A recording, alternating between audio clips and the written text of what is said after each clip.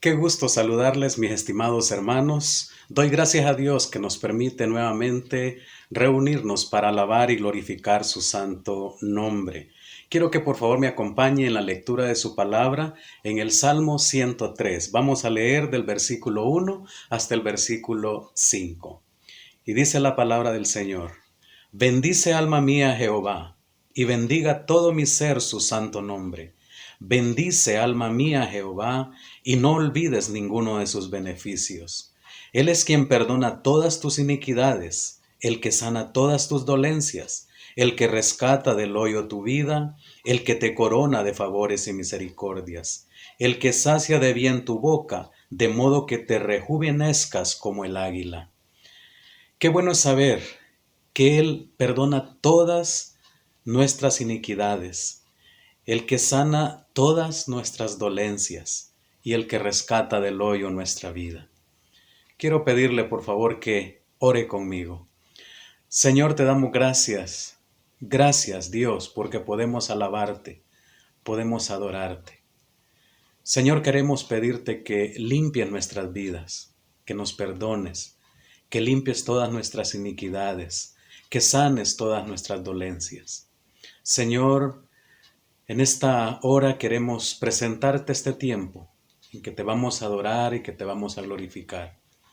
Que vamos a escuchar tu palabra, Señor, que esa palabra pueda entrar a nuestras vidas, que podamos escucharla y atesorarla y que podamos también aplicarla en nuestra vida. Te alabamos y te glorificamos en el nombre de Jesús. Amén. Continuemos adorando y alabando a nuestro Dios.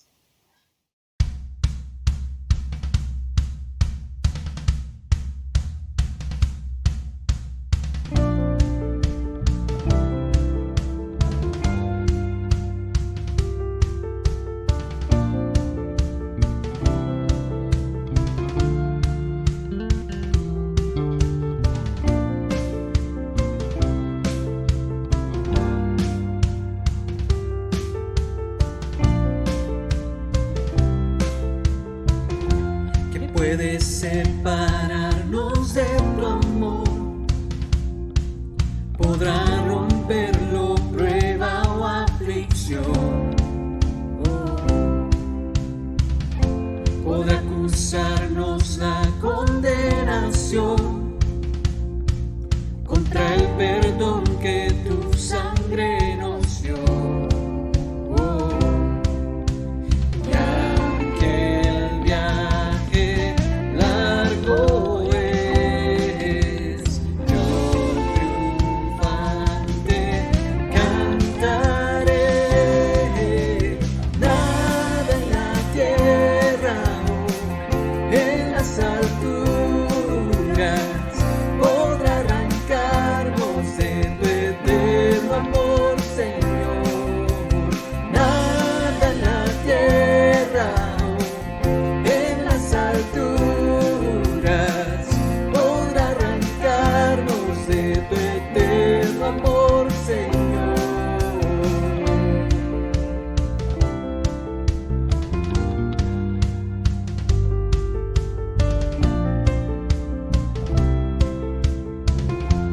Puedes separarnos de tu amor, venciste tú la muerte y su aguijón,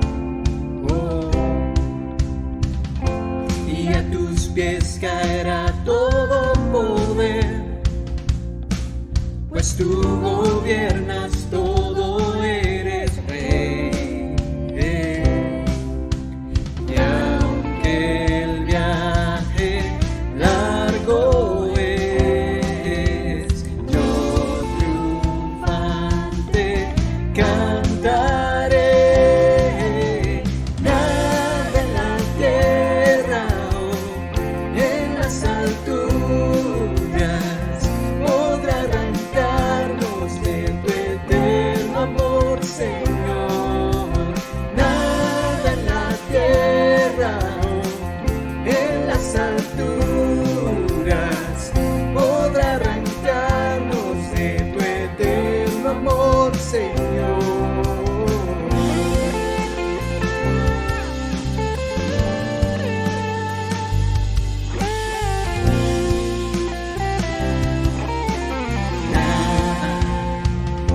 tierra no podrá arrancarnos de tu eterno amor, Señor.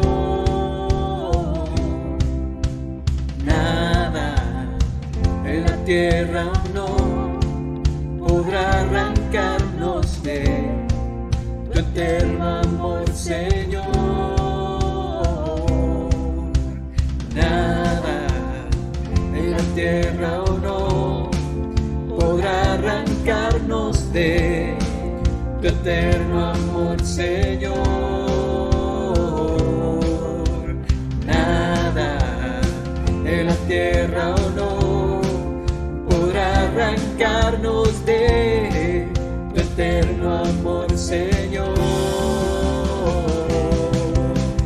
Nada en la tierra o en las alturas podrá arrancarnos de tu eterno amor, Señor. Nada en la tierra o en las alturas podrá arrancarnos de tu eterno amor, Señor.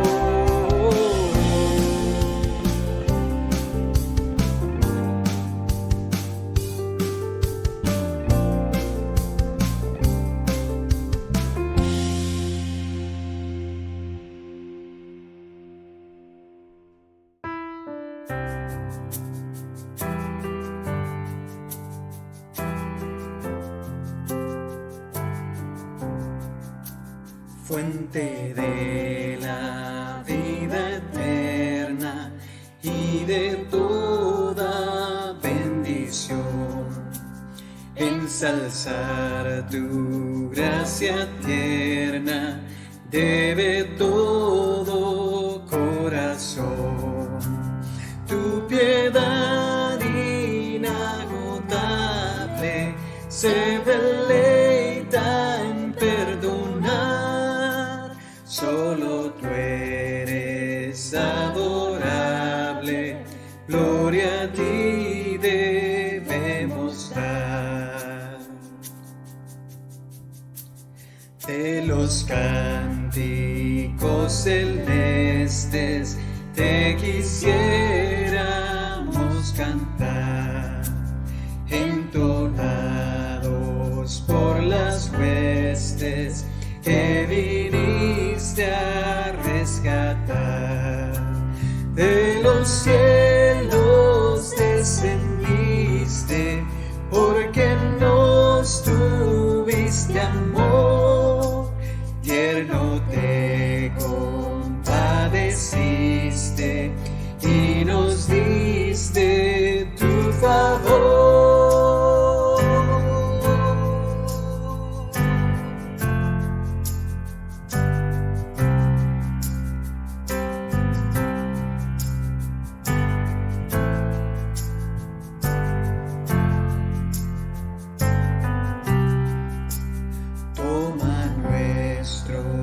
Corazones, llénalos de tu verdad, de tu espíritu los dones y de toda santidad.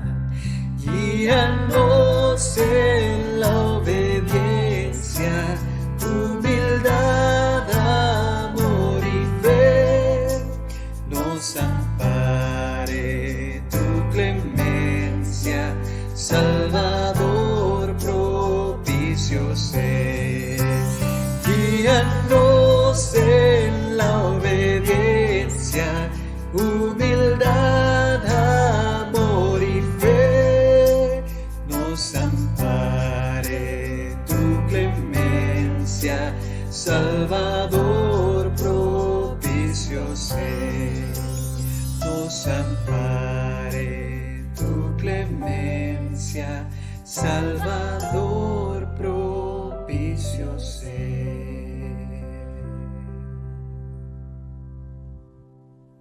Muy buenos días. Es de mucha alegría el poder estar compartiendo con todos ustedes y el pensar que la iglesia está reunida, aunque sea por este medio, en un mismo sentir, queriendo alabar al Señor y aprender de Él, es de mucha alegría.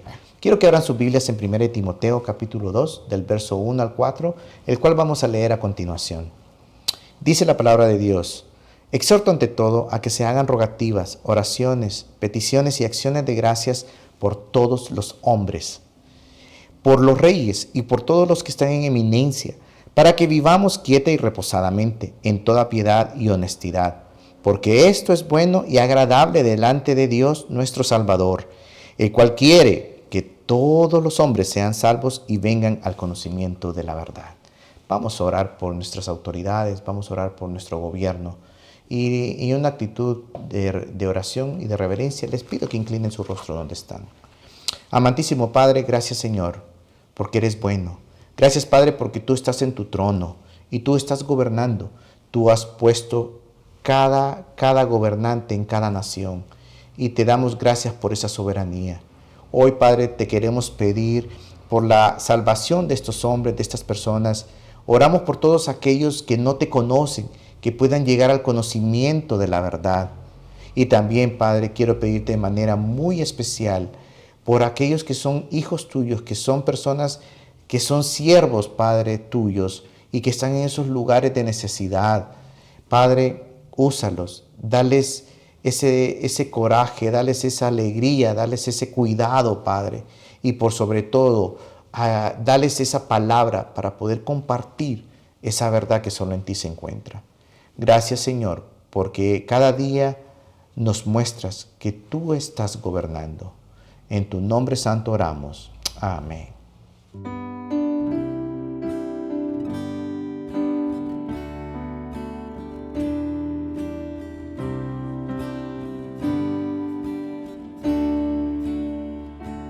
Que todo lo que soy alabe al Señor con todo mi corazón. De tu gran amor,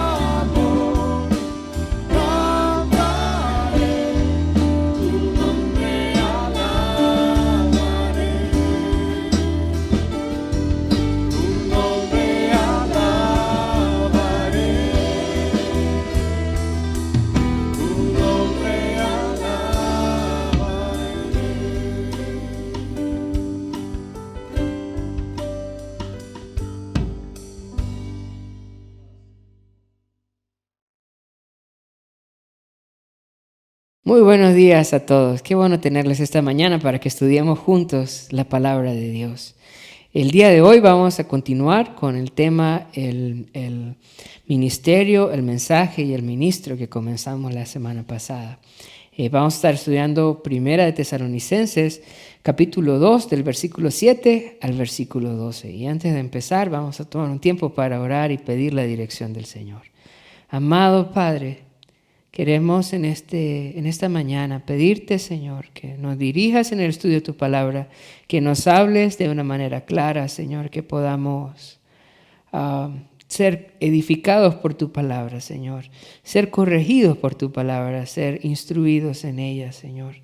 Dame la gracia para poder explicar con claridad este pasaje, Señor, y también danos corazones abiertos para recibir tu palabra y para que tu palabra también encuentre en nosotros un terreno fértil, Señor, que dé mucho fruto tu palabra en nuestra vida y en nuestra iglesia. Te lo pedimos en el nombre de Jesús. Amén y amén. La semana pasada comenzamos a estudiar el capítulo 2 de Primera de Tesalonicenses y les comentaba o leíamos juntos que en base a la estructura del pasaje pareciese como si Pablo estuviese respondiendo acusaciones que había recibido de parte de los enemigos del Evangelio. Él estaba planteando las acusaciones y seguidamente estaba defendiendo o estaba respondiendo a estas acusaciones. En el versículo 1 recibe una acusación acerca de su ministerio, que su ministerio fue en vano. Y en el versículo 2 responde esta acusación diciendo no, que su ministerio no fue en vano, sino más bien fue un ministerio lleno de fruto porque predicó el Evangelio a pesar de la gran oposición que recibió en Filipo y en Tesalónica. En el versículo 3 también aparece una acusación sobre el mensaje, como si su mensaje procediera del error, pero él responde en el versículo 4 que su mensaje fue recibido de parte de Dios y que ellos fueron fieles en transmitir este mensaje tal cual lo recibieron.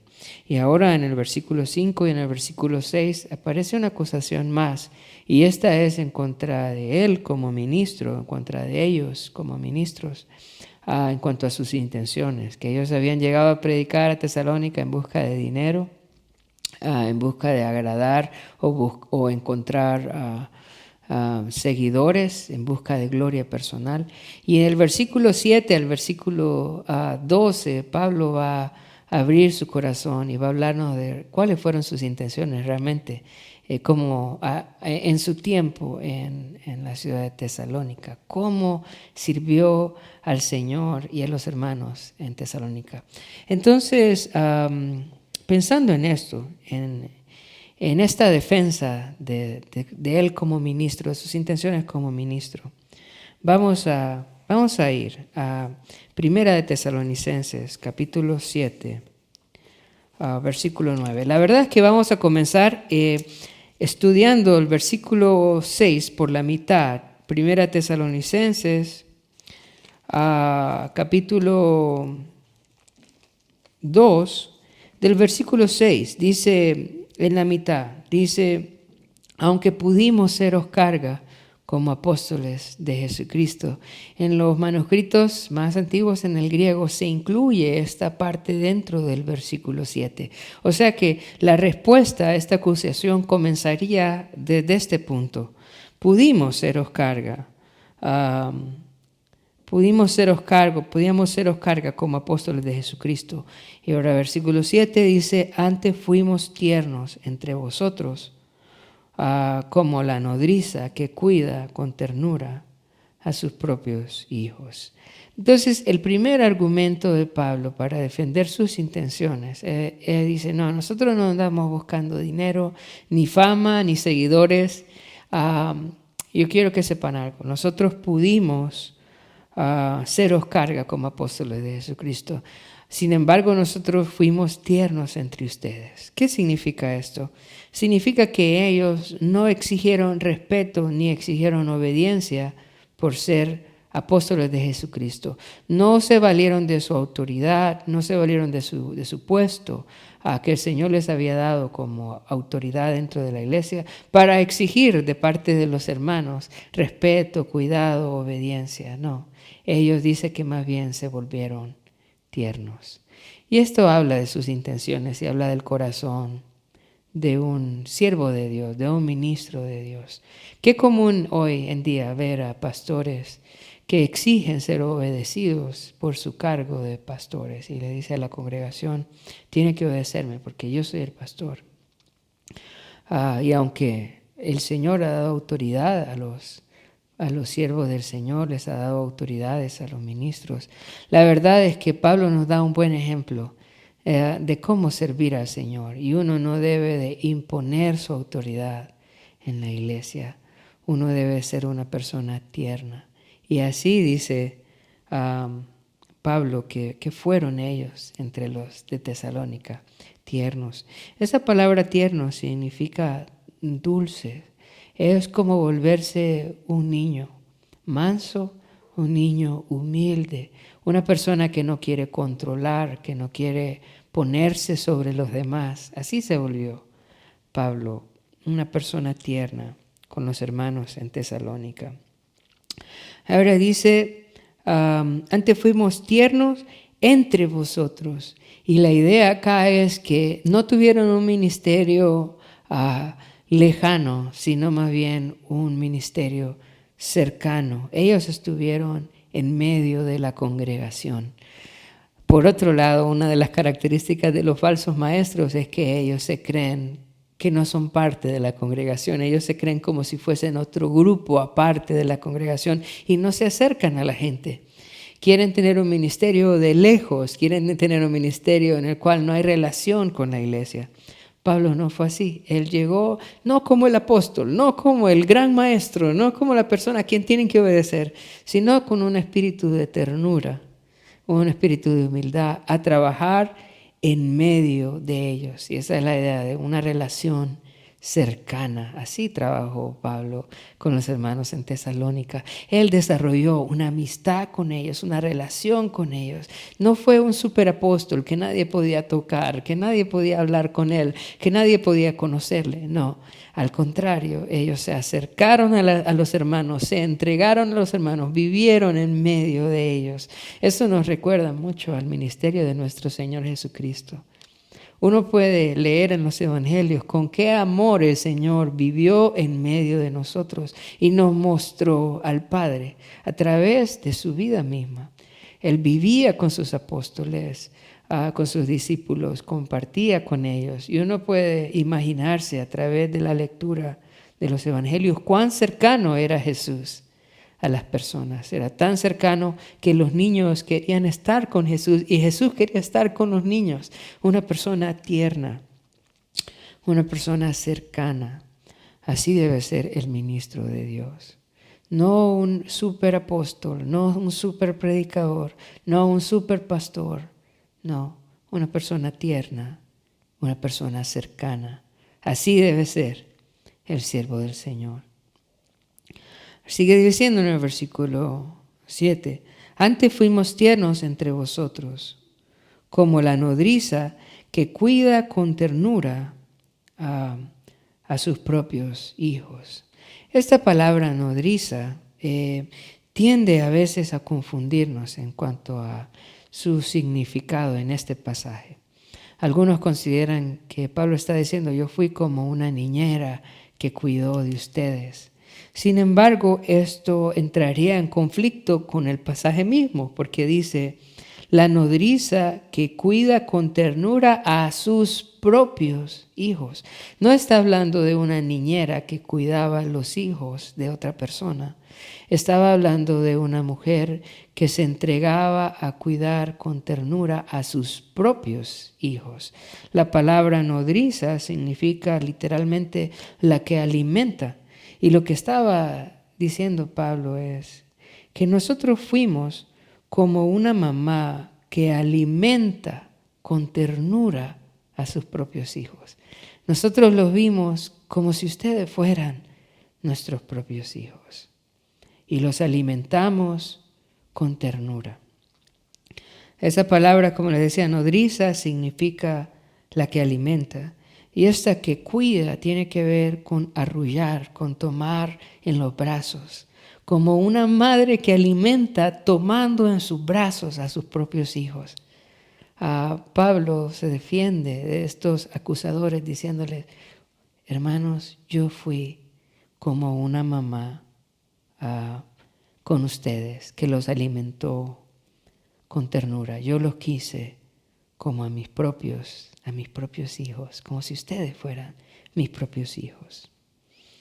Ahora dice en el versículo 8, dice, tan grande es nuestro afecto por vosotros, que hubiéramos querido entregaros no solo el Evangelio de Dios, sino también nuestras propias vidas, porque habéis llegado a seros muy queridos.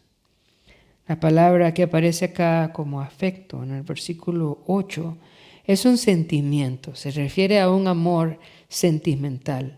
Este no es un amor racional, no es un amor que tiene sentido, es un amor que tiene que ver con el interior, con las entrañas. Está diciendo, nosotros los amamos de una manera que ni siquiera se puede entender las razones. Es algo que nace desde nuestro interior, desde las entrañas. Es el mismo amor que uno puede ver en una madre con su hijo pequeño, con su hijo recién nacido. No se conocen, no platican, pero se aman de una manera que no se puede entender. Hay un vínculo sobrenatural y eso es lo que está diciendo Pablo. Nosotros los amamos de una manera sobrenatural, algo que viene de nuestras mismas entrañas. Todos recordarán el juicio donde Salomón estaba juzgando a dos rameras que estaban peleando por la vida de un bebé. Ambas clamaban ser su mamá. Así que Salomón dijo, tráigame una espada y partamos a este bebé. Y la madre verdadera dice que sintió en sus entrañas el dolor y dijo, no lo maten, entréguenselo a ella. Es ese amor del que está hablando Pablo, un amor entrañable, algo de adentro, algo que no es que se piensa, es algo que se siente. Y dice, así los amamos a ustedes. Tan grande es nuestro afecto o nuestro amor entrañable por ustedes. Dice que hubiéramos querido entregaros no solo el Evangelio, sino también nuestras propias vidas. La palabra hubiéramos querido, en español es un subjuntivo y es como un deseo, hubiéramos querido. Sin embargo, en el griego no aparece en tiempo subjuntivo en esta forma, sino que aparece en un tiempo imperfecto. Y la idea es que sí lo hicieron. Lo que este pasaje está diciendo es, tan grande es nuestro afecto por ustedes que no solamente les dimos el Evangelio, sino que también les dimos nuestras vidas. No llegaron a Tesalónica solamente con el objeto de que las personas pudieran escuchar el Evangelio, sino que también llegaron, compartieron el Evangelio, pero juntamente con el Evangelio les dieron su corazón. Les dieron su interior, les dieron su vida misma, se entregaron por completo a ellos. Esto es muy diferente a la actitud que nosotros vemos en Jonás. Jonás llegó a dar un mensaje, ¿verdad?, a la ciudad de Nínive, y la ciudad de Nínive se arrepintió, pero Jonás no amaba a la gente de Nínive. Este no es el corazón con el cual el Señor quiere que nosotros sirvamos al Señor. No es el corazón de los siervos de Dios. Dios no quiere solamente predicadores. Dios quiere personas que lleven el mensaje, pero que entreguen también el corazón. Personas llenas de amor, llenas de compasión por las personas. Que juntamente con el mensaje también nosotros demos el corazón. Y eso fue justamente lo que el apóstol Pablo con los hermanos hicieron al llevar el Evangelio a Tesalónica. Entregaron todo su corazón juntamente con la palabra de Dios. Versículo 9. Porque os acordáis, hermanos, de nuestro trabajo y fatiga, cómo trabajamos de noche y de día para no ser gravosos. A ninguno de vosotros os predicamos el Evangelio de Dios.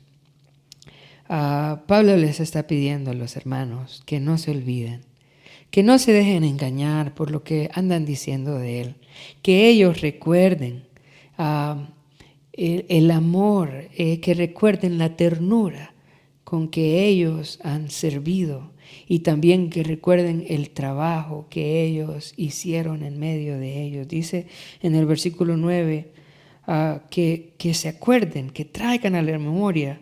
¿Qué cosa? Dice su trabajo y su fatiga. Pablo, además de compartir el Evangelio con ellos, cuando estuvo en Tesalónica, él trabajó para su sustento. No solamente trabajó para llevar el Evangelio, para sembrar la iglesia, sino también que trabajó para su sustento personal y el sustento de los suyos. Trabajó de día y de noche para no ser carga a ninguno de ellos. Era muy común encontrar en este tiempo, al igual que ahora, personas que predicaban el mensaje de Dios o predicaban alguna filosofía o alguna religión solo para obtener dinero de parte de las personas. Pero Pablo les pide, por favor recuerden que yo no fui así. Yo no fui parte de ese grupo. Quiero que pensemos un poco por qué Pablo no animó a los hermanos a sostenerle en su ministerio. La ciudad de Tesalónica era una ciudad pagana, donde el Evangelio no había sido predicado antes, no había una iglesia, no habían creyentes en esta ciudad. Él llega con sus hermanos a compartir el Evangelio, a presentar a Cristo por primera vez y a plantar la iglesia. Y él no quería empezar esta obra pidiéndole dinero a los no creyentes o a los recién convertidos. Él no quería parecerse a los falsos maestros que predican la palabra de Dios por dinero. Así que él rehusó a pedir cualquier tipo de apoyo a estas personas para plantar esta iglesia y para presentar el Evangelio. Por otro lado, cuando uno lee 2 Corintios capítulo 8, se da cuenta de que los creyentes entraron en una gran persecución y que tenían una gran pobreza a causa de su fe. Por esa razón también el apóstol Pablo no quería cargarlos a ellos. Sin embargo, en 2 Corintios 8:3 dice que estas iglesias de Macedonia, que es la iglesia de Tesalónica, la iglesia de Filipos y las otras iglesias que están alrededor, la iglesia de Berea, todas estas iglesias se volvieron iglesias muy, muy generosas, que apoyaron a otras iglesias y apoyaron también más adelante el ministerio del apóstol Pablo. Pero en ese momento él consideró que no era sabio, que no era correcto que las iglesias lo sostuvieran. Hermanos, no es correcto comenzar a una iglesia, ¿verdad?, en un lugar donde el evangelio no ha sido predicado, pidiéndole dinero a las personas. Esto no habla bien del evangelio. Y por eso es que al comienzo de las iglesias nosotros debemos apoyar a estos misioneros para que ellos no sean carga en la predicación del evangelio.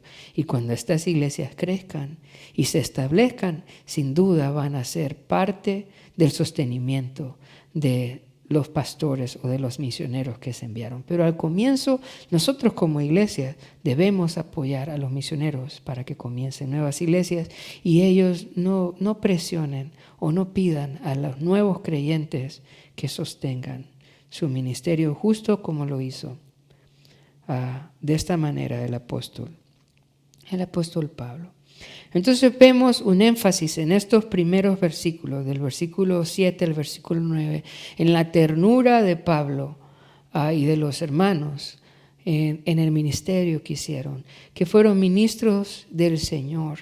Y la forma en cómo podemos de pronto verlo es, ellos fueron como una madre para ellos. Esta es cómo podemos resumir la conducta de ellos, como una madre para ellos, que se preocuparon por ser tiernos, por ser amorosos, por alimentarlos, por cuidarlos, por no ser carga para ellos, sino más bien ser apoyo para ellos. Así fue el apóstol Pablo, como una madre para los hermanos de Tesalónica. Y este es el ejemplo, hermanos, cómo debe ser el siervo del Señor, cómo debe ser un ministro del Señor, debe ser como una madre, una persona tierna, una persona dulce, una persona humilde, una persona paciente, una persona que cuida, una persona que alimenta.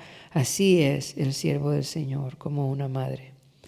Ahora, no es solamente como una madre, también debe ser como un padre. Y esto es la segunda parte del pasaje que vamos a estudiar el día de hoy. El apóstol Pablo y sus hermanos fueron como una madre, pero también fueron como un padre. Vamos a pensar en esto. ¿Qué significa que el ministro de Dios debe ser como un padre? Vamos a leer ahora el versículo 10. Dice, vosotros sois testigos, y Dios también, de cuán santa, justa e irreprensiblemente nos comportamos con vosotros, los creyentes. Pablo los llama al estrado a ellos y les dice, bueno, ustedes son testigos de nuestro comportamiento. A pesar de lo que la gente diga fuera de mí, ustedes me conocen, ustedes son mis testigos. Hay personas que dicen que no tienen que darle cuenta a la gente, que solo tienen que darle cuenta a Dios, pero eso no es bíblico. Un siervo de Dios debe de vivir delante de sus ovejas, y sus ovejas pueden testificar acerca de su buena o de su mala conducta. Y Pablo los llama a ellos como testigos y llama al Señor como testigo y le dice, ustedes saben cómo ha sido mi conducta delante de ustedes. Y la describe de tres maneras. Dice que ha sido una conducta santa, una conducta justa y una conducta irreprensible. Santa significa dedicado al Señor, apartado del mundo y dedicado al Señor. Y Él está diciendo, ustedes saben que yo he sido una persona apartada del mundo. Hermanos, el siervo del Señor debe ser alguien apartado del mundo, que no anda detrás de las vanidades de este mundo, que no anda detrás de las cosas que este mundo ofrece. Una persona que es apartada del mundo, pero por otro lado también es dedicada al Señor, que está dedicada a la obra del Señor, dedicada a la oración, dedicada al estudio de la palabra de Dios, dedicada al servicio al Señor. Así debe ser el siervo del Señor, una persona en quien usted vea su dedicación por la obra del Señor, su dedicación por el conocimiento del Señor. Así debe ser el siervo del Señor. Entonces, su conducta era santa, su conducta era justa. ¿Y qué significa justa? Significa que sus acciones, sus decisiones, sus conversaciones, sus palabras tienen como base la palabra de Dios. ¿Quién es una persona justa? Es una persona que imita el carácter de Dios. Solo hay una persona justa y es Dios mismo. Y cuando nosotros imitamos esta justicia, ¿verdad? Entonces estamos viviendo de una manera justa como el Señor quiere. Cuando conocemos el carácter de Dios y obedecemos los mandamientos del Señor, entonces actuamos de una manera justa. De pronto nosotros tenemos un concepto de lo que es justicia, pero la verdadera justicia solo se encuentra en la Escritura. ¿Usted quiere saber qué es la justicia? Solamente en la Escritura uno encuentra lo que es justo. Y una persona justa entonces es una persona que vive conforme a la Escritura. Y la tercera característica de su conducta es que fueron irreprensibles. Irreprensibles. Y la palabra irreprensible significa que no tienen de dónde señalarle, que no hay una práctica en su vida por la cual las personas puedan acusarle. Es una persona que cuando peca, restituye, se arrepiente, se aparta, cambia. No es una persona que persevera en el pecado, no es una persona que justifica su pecado. Eso es bien común entre nosotros y aún entre los líderes. que culpamos a otros por nuestro pecado, pero eso no es ser irreprensible. Una persona irreprensible es una persona que renuncia al pecado, que restituye por causa del pecado, que si a alguien dañó, va y pide perdón, y si tiene que pagar algo, lo paga, y si tiene que hacer algo para restituir, lo hace, ¿verdad? Y luego cambia y se aparta del pecado. Esto significa ser irreprensible. Entonces, Pablo dice, ustedes son testigos de nuestra conducta, cuán santa, justa e irreprensiblemente, dice en el versículo 10, nos comportamos con vosotros, los creyentes. Ahora, esta es una característica solo de Pablo, de Silas, de Timoteo. No, esta es una característica de cada siervo del Señor. Y hermanos, si usted está en una iglesia en donde sus pastores no tienen estas características, yo le animo a huir de ese lugar. Porque usted no está en una iglesia donde hay siervos de Dios, está en una iglesia donde hay lobos pastoreando a las ovejas. Hay que tener mucho cuidado. Estas no son características simplemente para los apóstoles. Estas son características para todo siervo del Señor. Y de pronto usted me preguntará, David, ¿y será que usted conoce personas santas, justas e irreprensibles? Hermanos, sí, yo conozco. Y conozco varios hermanos, siervos del Señor, que reflejan ese amor al Señor en su conducta. Esto no solamente es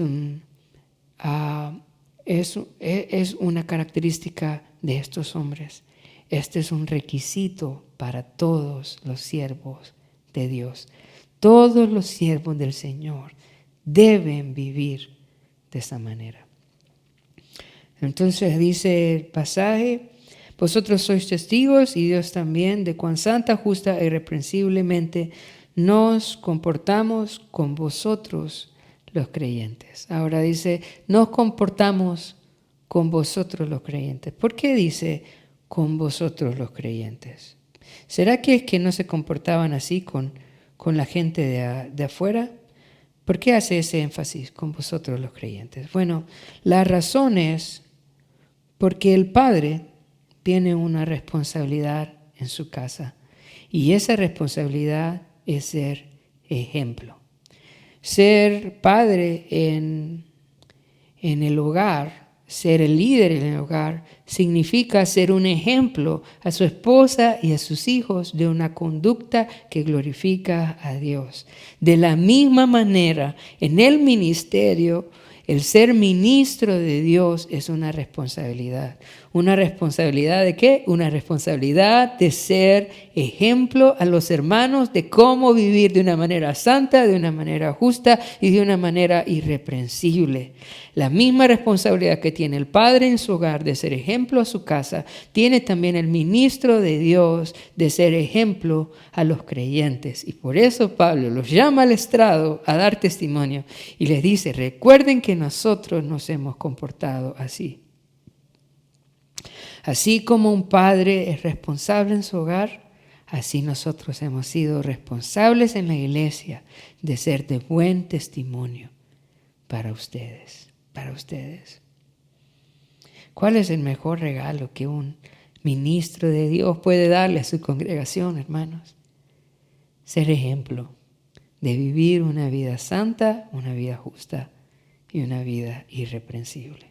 Este es el mejor ejemplo, que como siervos del Señor, como ministros del Señor, es el mejor regalo que podemos dar a la congregación.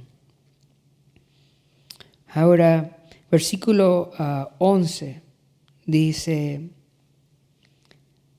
así como también sabéis de qué modo, como al Padre a sus hijos, exhortábamos y consolábamos a cada uno de vosotros, y os encargábamos que anduvieseis como es digno de Dios, que os llamó a su reino y gloria. Entonces en el versículo 11 dice, bueno, ustedes saben, ¿verdad? Nuevamente esa palabra en griego, oídate. Ustedes lo han visto, no, ustedes son testigos de esto. Nuevamente el énfasis, no se dejen engañar, porque ustedes son mi gente, ustedes me conocen a mí, ¿verdad? Y ustedes saben, dice, de qué modo, dice, como un padre a sus propios hijos. De pronto en el español no aparece, pero aquí en el versículo 11 nuevamente hace la aclaración que es de manera personal. Dice, diría en griego algo así como, ustedes saben que a cada uno de vosotros los hemos tratado como un padre a sus hijos. Nuevamente hace la referencia de un trabajo personal, no de un trabajo en masa. Y es que el ministerio del Señor no se puede hacer solamente a través del púlpito un domingo en la mañana. El ministerio en la obra del Señor debe hacerse de manera personal. El pastor, el anciano debe dedicar tiempo de manera personal a la familia de la iglesia para poder consolarles, para poder exhortarles y para poder animarles en el camino del Señor. No puede ser un ministerio solo a través de las reuniones del domingo. Tiene que haber un ministerio de manera personal. Así lo hizo el apóstol Pablo y así también se nos demanda a nosotros como pastores, a nosotros como ancianos, como líderes de la iglesia, hacer un ministerio de manera personal. Si nosotros queremos tener una iglesia como la iglesia de Tesalónica, entonces necesitamos trabajar de manera individual, como lo hicieron el apóstol Pablo y los hermanos que llevaron el evangelio a Tesalónica. Entonces, dice, así como también sabéis de qué modo, como el Padre dice a sus hijos, y esta es la segunda parte, entonces dice, fuimos como madre tiernos, pero ahora estamos, dice, también siendo como padres, como una madre y como un padre a sus hijos. Y esa palabra a sus hijos es la misma palabra que aparece en el versículo 7 cuando habla de la nodriza, a sus propios hijos. Fuimos como padres que quieren lo mejor para sus propios hijos. Así fuimos nosotros, como padres que se preocupan de manera personal por cada uno de nuestros hijos, para que puedan ser personas de Dios, personas que caminan en el camino del Señor. Entonces dice el versículo 11, así como también sabéis de qué modo como el Padre a sus hijos exhortamos y consolamos a cada uno de vosotros. Ahí Reina Valera incluye a cada uno de vosotros, que esto iría al principio del versículo. Encargábamos que anduviésemos como es digno de Dios. En este pasaje entonces vemos dos responsabilidades del Padre o dos formas en cómo ellos fueron como padres. Una siendo ejemplo, pero la segunda parte es hablando a sus hijos, amonestando a sus hijos. Vemos acá tres formas en las cuales hablaron ellos a los hermanos en Tesalónica. La primera dice en el versículo 11, exhortándolos. La segunda es consolándolos. Y la 12 es, en el versículo 12, la tercera es encargábamos. Esas eran las tres formas en cómo ellos les hablaban. Entonces, exhortándoles. ¿Cuál es la idea de exhortarles? Bueno, por un lado es animar, pero por otro lado es advertir, ¿verdad? Es mostrar el peligro, la urgencia de cambiar. Este es lo que hace un padre. Un padre habla con sus hijos de los peligros que hay en el mundo, del peligro que hay de no cambiar de actitud, del peligro de insistir en una práctica. Este es trabajo del padre. Y ellos lo hicieron con los hermanos en Tesalónica. Entonces ellos exhortaron, ellos consolaron, que es otro ministerio que el padre hace en su casa, es animar a sus hijos cuando están tristes, es consolarles, es darles consuelo, esperanza, ¿verdad? Ayudarles a seguir adelante, a que den esa mía más, a decirles que sí pueden, que pueden con la ayuda de Dios, que confíen en el Señor. es esta idea de consolación, ¿verdad? Si hay alguien que tiene el poder de consolar a un hijo, es un padre. Y Pablo está diciendo, nosotros fuimos como un padre. Y yo quiero animarle también a usted como padre que pueda hacer de consolación a sus hijos, que pueda hacer de exhortación a sus hijos. Y la tercera característica de cómo el padre debe hablar a sus hijos, dice en el versículo 12, es encargábamos. Y esta palabra encargábamos también puede traducirse como testificábamos, les testificábamos, les contábamos de nuestra experiencia con el Señor, o de nuestros fracasos, o de nuestras victorias, y les animábamos a ellos con nuestro testimonio, con nuestra vida, de cómo debían de vivir de una manera digna del Señor. Esta es la idea. Tenían un trabajo como padre, ¿verdad?, de exhortar, un trabajo de padre de consolar, y un trabajo como padre también de testificarles a ellos. ¿Para qué? ¿Para qué hacían todo esto? Para que ellos anduviesen de una manera digna de Dios. Nosotros somos hijos de Dios. Mira cuál amor nos ha dado el Padre al hacernos hijos de Dios. Por lo tanto, nuestra conducta no puede ser como la conducta de los demás. Por lo tanto, nuestra conducta no puede ser como las personas que no conocen a Dios. Debemos de ser diferentes, no para ser hijos de Dios, como enseñan los carismáticos, no para alcanzar el cielo, como enseñan las iglesias carismáticas, no, porque somos del cielo, porque somos de la familia de Dios. Debemos vivir de esta manera, de una manera santa, de una manera irreprensible, de una manera justa. De esta manera debemos de vivir, no para ser, sino por lo que somos en el Señor. Y Pablo dice, yo como papá de ustedes hacía énfasis para que ustedes se apartaran de esa vida pagana ahora y pudieran vivir de una manera digna de Dios, que lo llamó a ustedes para que fueran parte de su reino y para que pudieran gozar de su gloria.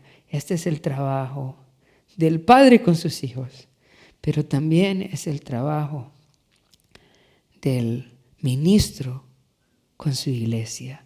Este es el trabajo del ministro con su iglesia. Animar a su iglesia, que no vivan como los que no conocen a Dios, sino que vivan de una manera digna del Señor, digna de lo que somos en Cristo, digna del llamamiento del Señor a ser parte de su reino y a ser parte de su gloria. Este también es el trabajo del ministro.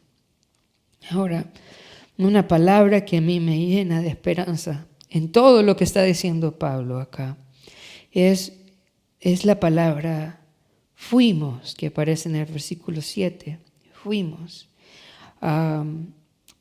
Es un verbo pasivo que en griego es ginomai. Pablo no está diciendo fuimos así como una mamá y como un papá para ustedes, por nuestros méritos y por nuestra fuerza. Esa palabra fuimos es la palabra ginomai y es un verbo que está en pasivo y significa es algo que Dios hizo en nosotros. Nosotros fuimos tiernos como una madre con ustedes. Y nosotros, ese verbo también aparece en el versículo 10 cuando dice nos comportamos, es ginomai también. Nosotros nos comportamos como un padre, siendo ejemplos para ustedes de una manera santa, justa e irreprensible, no por nosotros, sino por la gracia del Señor. Es el Señor que nos da la gracia para poder amar así a nuestros hijos, para poder amar así también a los hermanos de la iglesia, para poder ser siervos del Señor de esta forma. Es la obra, es la gracia de Dios. Y cuando el Señor llama a alguien a ser ministro del Señor, cuando el Señor lo pone en el ministerio para que le sirva, también le va a dar la gracia para que sea tierno como una madre y para que sea también firme como un padre y para que sea ejemplo como un padre. Ambas cosas, hermanos, y en el ministerio tenemos que tener cuidado de ser ambas cosas. No solamente una persona que exhorta y corrige, pero que no es tierno y que no anima. O solo una persona que es tierna y que comprende y que es compasiva, pero que no corrige.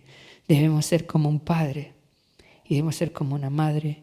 Pero la buena noticia es que este es un regalo que Dios nos da por su gracia. Que podemos ir al Señor y podemos decirle, Señor, dame tu gracia para poder amar así. Por otro lado, quiero animarte en tu papel como mamá en el hogar.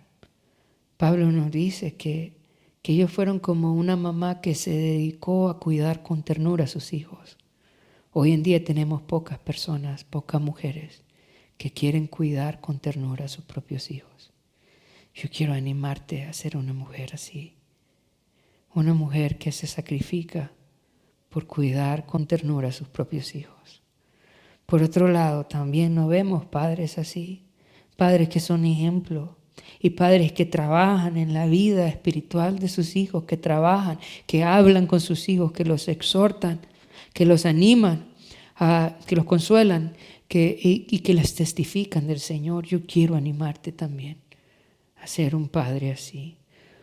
Un padre que trabaja en la vida espiritual de sus hijos, en la conducta de sus hijos. Y solo a manera de recordatorio quiero que sepas que para poder ser un ministro de Dios, para poder servir a Dios, es un requisito poder servir primero como padre en tu casa, ¿verdad? No como madre en tu casa. No podemos descuidar nuestra casa para servir al Señor. Y una vez que estamos haciendo nuestro trabajo en nuestra casa, entonces tenemos de parte del Señor la confirmación que podemos servirle a Él más afuera. Pero crecemos en cómo hacer ministerio. ¿Dónde? Cuidando, trabajando con nuestros hijos. Para terminar, tengo algunas conclusiones que quiero compartir con ustedes. La primera conclusión es que el ministro de Dios debe ser tierno como una madre que cuida y alimenta a sus propios hijos. Así debe ser el siervo del Señor. No es alguien que se sirve de los hermanos, ¿verdad? Como una paternidad falsa que están enseñando hoy a los apóstoles de hoy, en donde los hermanos deben servirle a ellos. No, el siervo del Señor sirve a sus hijos como una madre se entrega al servicio de sus hijos. 2, el ministro del Señor no es solo un predicador que lleva un mensaje y que que no se interesa por la vida de las personas, que solo quieran que lo escuchen, ¿verdad? Y que no se relaciona con la gente, no. Él entrega el mensaje, pero también debe entregar su corazón.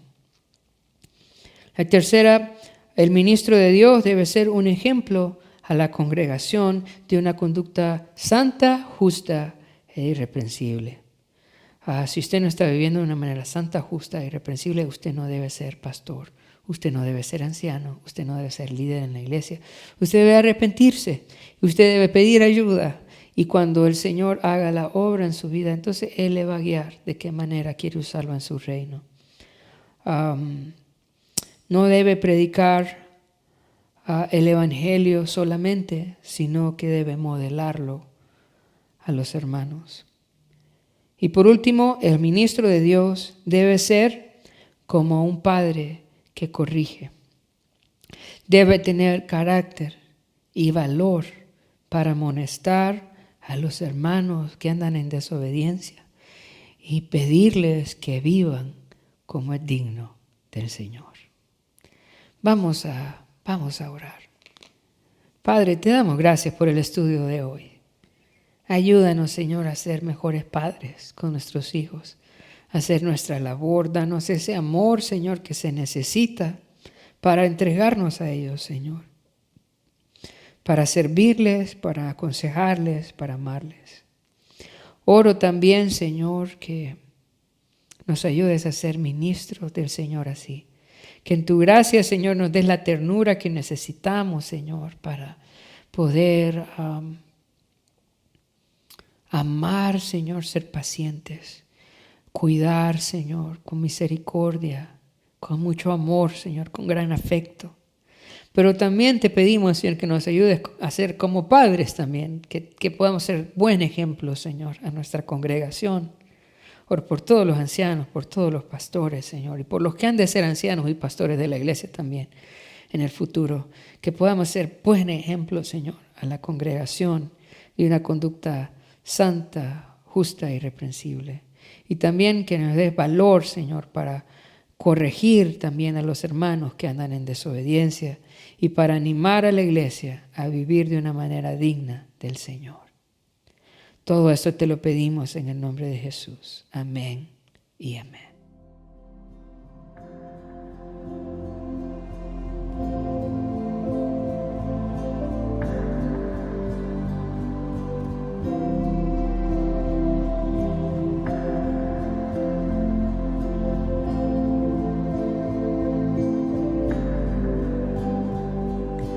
Haya pues en nosotros el mismo sentir que hubo en Jesús, quien siendo en forma de Dios no se aferró a sí mismo, como siervo se humilló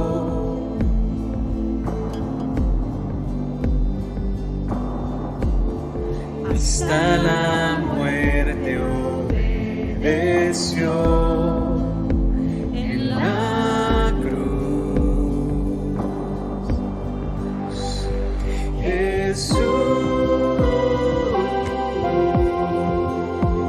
Jesús, gracias por amarme así. Jesús, yo quiero tu mismo sentir, Jesús.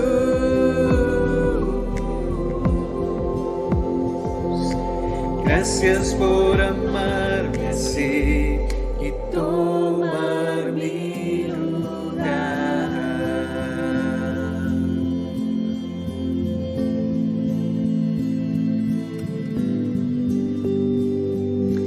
Haya pues en nosotros el mismo sentir que hubo en Jesús, quien siendo en forma de Dios no se aferró a sí mismo,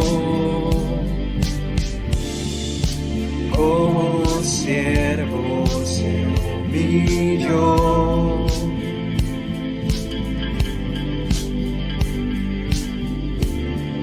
hasta la muerte, obedeció en la cruz. Jesús,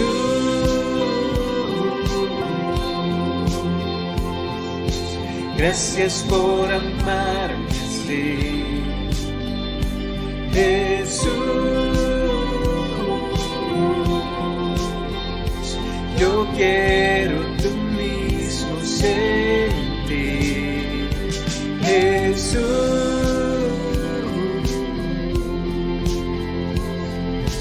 Gracias por amarme así y tomar mi lugar.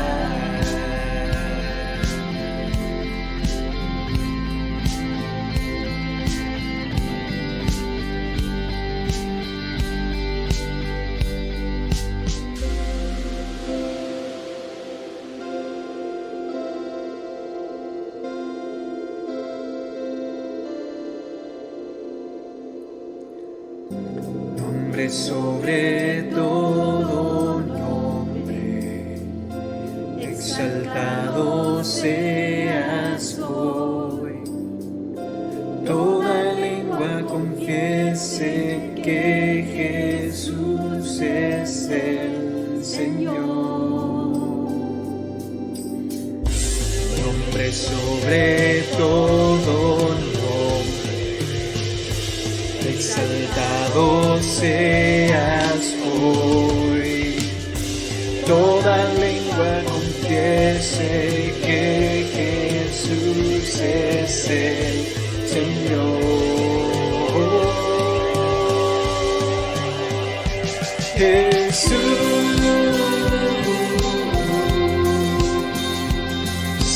gracias por amarme así. Jesús, yo quiero tú mismo sentir. Jesús,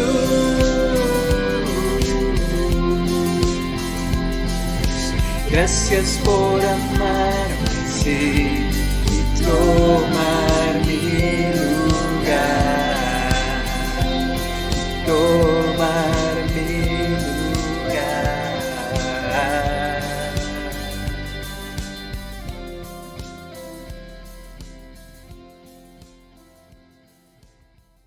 Hermanos, buenos días. Estamos muy alegres de que el día de hoy puede acompañarnos y ver nuestra reunión en línea. Aun cuando no podemos reunirnos de manera física en el edificio de la iglesia, podemos reunirnos por aquí. Es una bendición poder seguir creciendo en el Señor. Les recordamos algunos de nuestros anuncios. Si usted es la primera vez que nos acompaña, por favor mándenos un correo con sus datos a people@impactohn.org. Nos encantaría saber de usted. Así que por favor, si es la primera vez, le pedimos que pueda mandarnos un correo. También les recordamos que los grupos casa siguen por medio de Zoom, también los grupos medianos. Sería muy bueno que pueda acompañarnos en estos grupos. También les recordamos que en este tiempo vamos a comenzar algunos estudios bíblicos y sería muy bonito que usted pudiera inscribirse para crecer en su fe en el Señor. Les recordamos que pueden inscribirse también a people@impactohn.org o pueden escribir a alguno de los pastores para que ellos puedan anotarlos. Algunas de las clases que vamos a estar estudiando es un taller de evangelismo, también la clase de síntesis del Nuevo Testamento, también vamos a estar estudiando la clase de sectas, el único Dios verdadero y vida de éxito. Sería muy bueno que pudiera acompañarnos. Les recordamos también nuestros números de cuenta en el banco por si usted quiere ofrendar, y recordar que la ofrenda también es una parte de servicio y adoración al Señor. Gracias por acompañarnos. Vamos a terminar orando. Señor, gracias por este tiempo que nos das de escuchar tu palabra, Señor, de recordar tus promesas, Señor, y saber que tú tienes el control de todo. Gracias porque podemos crecer. Gracias por cada hermano que está viendo este video. Gracias, Señor, por este tiempo. En el nombre de Jesús. Amén.